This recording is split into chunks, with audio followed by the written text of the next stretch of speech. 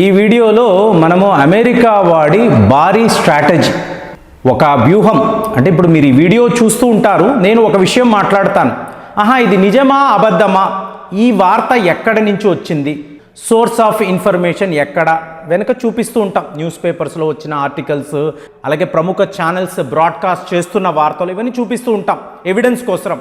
కానీ దీని వెనుక ఇంకొక స్టోరీ ఉంటుందండి, అది నేను చెప్పను, కానీ మీరు ఆలోచించారనుకోండి మీకు అర్థమవుతుంది. ఇవాళ అమెరికా వాడిది ఒక భారీ స్ట్రాటజీ.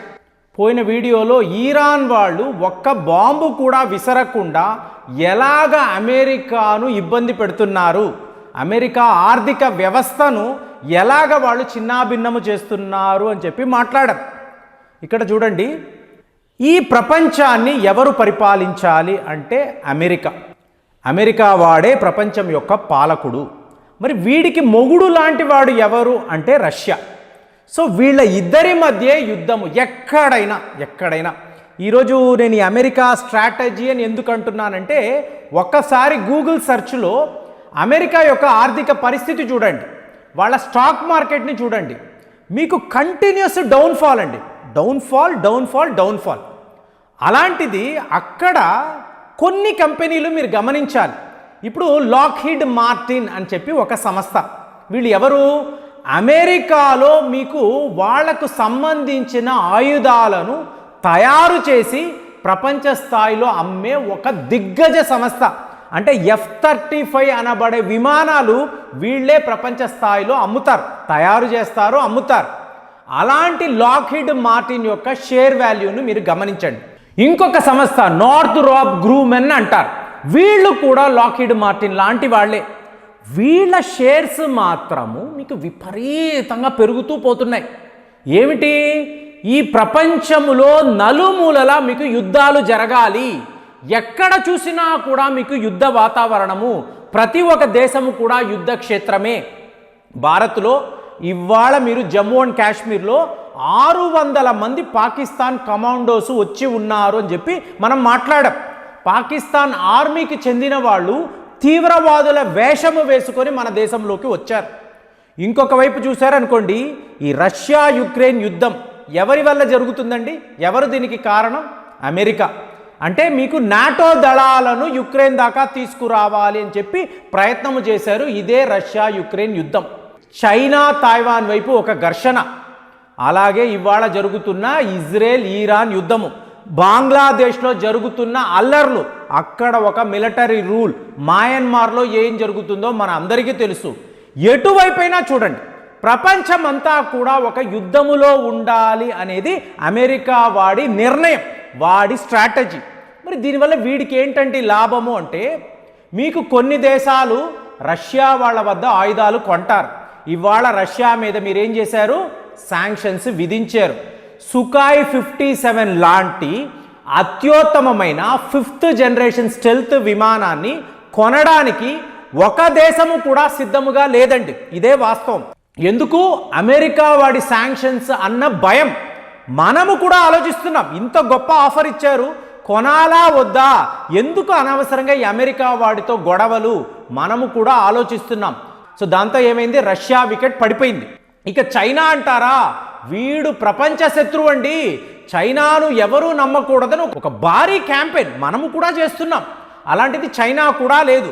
4th పొజిషన్లో ఉండే భారత్ ప్రపంచ దేశాలకంతా కూడా ఆయుధాలను సరఫరా చేసే కెపాసిటీ ఇంకా మనకు లేదండి. గత 10 ఏళ్ల నుంచే మనం ఈ ప్రయత్నాల్లో ఉన్నాం. అలాంటిది రేపు ఒక యుద్ధము వస్తే ఎవరి దగ్గర అత్యుత్తమమైన ఆయుధాలు ఉంటాయంటే, ఒకటి మీకు అమెరికా, రెండవది ఇజ్రాయెల్. సో ఈ ప్రపంచాన్ని మేము పరిపాలిస్తున్నాము, మా దగ్గర మీరు ఆయుధాలు కొనుక్కుంటే మీరు సేఫ్గా ఉంటారు. అది ఒక జపాన్ అనండి, సౌత్ కొరియా అనండి, మీకు చైనా చుట్టూరుతో ఉండే చిన్న చితకా దేశాలు. సో వీళ్ళందరూ కూడా ఇవాళ అమెరికా మీదే ఆధారపడాలి అనేదే వీడి స్ట్రాటజీ. అందులో 100% అమెరికా సక్సెస్ఫుల్ అయ్యింది అని చెప్పి ఇవాళ వార్తలు. యూరోప్ యూనియన్లో ఉండే 27 దేశాలను గమనించండి, వీళ్ళు బాస్ అంటూ అమెరికా వైపే చూస్తారు, అమెరికా వాడు ఏం చెప్తే అదే చేస్తారు. మరి దీనిని గమనించిన ఇంకొక దేశం, ఇంకొక అగ్రరాజ్యం రష్యా. పుతిన్ చూస్తూ ఊరుకుంటారా? నువ్వు ఎలాంటి స్ట్రాటజీ అయినా వర్కౌట్ చేయి. మరి అలాంటి నిష్ణాతుడు ఇక్కడ కూడా ఉన్నాడు, ఈ ప్రపంచంలో కూడా ఉన్నాడు అని ప్రూవ్ చేయాలి కదా. కాబట్టి రష్యా వాళ్ళు ఏం చేస్తున్నారు? ఇరాన్ అనబడే దేశాన్ని వీళ్ళు ఎంచుకున్నారు. ఈరోజు పుతిన్ గారు ఒక ప్రకటన చేస్తున్నారు. ఈ ప్రకటనని మీరు గమనించారో అనుకోండి, ఈ స్ట్రాటజీ అంతా క్లియర్గా అర్థమవుతుంది. నేను వీడియోలో ఒకటి మాట్లాడుతూ ఉంటానండి, వెనక ఇంకొక స్టోరీ జరుగుతూ ఉంటుంది, దాన్ని దయచేసి గమనించండి. ప్రపంచంలో ఎక్కడ యుద్ధము జరిగినా ఇది రష్యా అమెరికా యుద్ధమే. సిరియాలో గత 12 ఏళ్ల నుంచి యుద్ధము జరుగుతుంది. సిరియా ప్రభుత్వానికి సపోర్టుగా రష్యా, సిరియాలో రెబల్స్కి సపోర్టుగా అమెరికా. అంటే వీళ్ళ యుద్ధాన్నే మనము ఎక్కడ పడితే అక్కడ చూస్తాం. సో ఈరోజు ఇరాన్ ఏమంటుంది? మాకు ఇస్కిందర్ లాంటి మిజైల్స్ కావాలి, అలాగే మాకు అడ్వాన్స్డ్ ఎయిర్ డిఫెన్స్ సిస్టమ్స్ ఇవ్వండి, సుఖాయ్ విమానాలు ఇవ్వండి, ఇవన్నీ మీరు మాకు పంపించండి. అంటే ప్రతిరోజు కూడా రష్యా నుంచి పెద్ద పెద్ద యుద్ధ వాహనాలు, యుద్ధ విమానాలు ఇరాన్కి రావడం ఇవాళ ఇరాన్ ఏమంటుంది? మేము లాంగ్ రేంజ్ మిజైల్స్ మీద ఇవాళ టెస్టులు చేస్తున్నాము, రష్యా వాళ్ళ టెక్నాలజీని మేము వాడుతున్నాము, మేము ఇజ్రాయెల్ మీద యుద్ధము చెయ్యాలి అంటే ఇలాంటి ఆయుధాలు మా దగ్గర కావాలి. కాబట్టి ఆర్గనైజేషన్ ఆఫ్ ఇస్లామిక్ కోఆపరేషన్ వద్ద ఒక విన్నపము, మేము రేపు యుద్ధాన్ని మొదలు పెడితే మీలో ఎవరు మాతో ఉన్నారు? అరబు దేశాలు ఇవాళ ప్రమాదంలో పడిపోతున్నాయి, కాబట్టి మీరు మిమ్మల్ని కాపాడుకోవాలంటే ఇరాన్తో ఉండాలి. ఇదంతా ఎవరు చెప్పిస్తున్నారండి? రష్యా వాళ్ళు చెప్పిస్తున్నారు. అంటే ఇది డైరెక్ట్గా అమెరికాకు రష్యాకు మధ్య జరుగుతున్న యుద్ధము అనేది మనం గమనించాలి. కాబట్టి ఇరాన్కి ఎలాంటి ఆయుధాలు కావాలన్నా కూడా రష్యా వాళ్ళు ఇవ్వడానికి సిద్ధంగా ఉన్నారు, వరుస పెట్టి పంపిస్తున్నారు. అక్కడ అమెరికా వాళ్ళు ఏం చేస్తున్నారు? ఇజ్రాయెల్ని డిఫెండ్ చేస్తాము. ఈరోజు జో బైడెన్ గారు ఏం మాట్లాడుతున్నారండి? మీకు ఇజ్రాయెల్ మీద దాడులు స్టార్ట్ కాబోతున్నాయి. ఇది ఒక్క ఇరాన్ వైపు నుంచి కాదండి, లెబనాన్ వైపు నుంచి, సిరియా వైపు నుంచి కూడా ఉంటుంది. కాబట్టి అన్ని వైపులా కూడా మనం ఇజ్రాయెల్ని కాపాడాలి, దీనికి సర్వము సిద్ధము చెయ్యండి అని చెప్పి జో బైడెన్ ఒక ఎమర్జెన్సీ మీటింగ్, ఏంటి organisation of Islamic cooperation emergency meeting అక్కడ జరుగుతూ ఉంటే, ఇక్కడ అమెరికాలో మీకు పెంటగాన్ అధికారులతో జో బైడెన్ గారు ఇదే మాట్లాడుతున్నారు.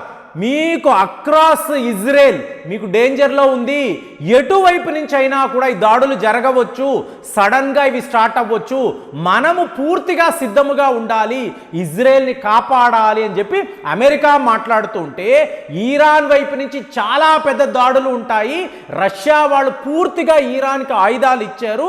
ఇలాగా అమెరికాను ఓడించడము, ఇజ్రాయెల్ సాక్షిగా అమెరికా ఓడిపోవాలి, వాళ్ళ ఆర్థికంగా పతనమైపోవాలి అనే ఒకే ఉద్దేశంతో ఇక్కడ రష్యా వాళ్ళు రెడీ అయిపోయి ఉన్నారు. అంటే ఇదంతా కూడా పుతిన్ ఆడుతున్న నాటకం. ఈ ప్రతీకారం యుక్రెయిన్ అనబడే దేశాన్ని చూపించి నువ్వు ఎన్ని విధాలుగా నన్ను ఇబ్బంది పెట్టావు, ఇవాళ ఇరాన్ని చూపించి ఇదే ఇబ్బందులు నీకు కలిగిస్తాను, నీకు దిక్కున్న చోట చెప్పుకో, కుదిరితే దీన్ని ఆపుకో, నేనైతే తగ్గను అని చెప్పి పుతిన్ దీన్ని ఒక గ్రేట్ ఆపర్చునిటీగా చూస్తున్నారండి. అంటే ఆ టైంలో America domination, NATO domination, 50 countries versus Russia అని మాట్లాడాము. ఇవాళ రష్యా ఇరాన్ ఏం చేస్తున్నారు?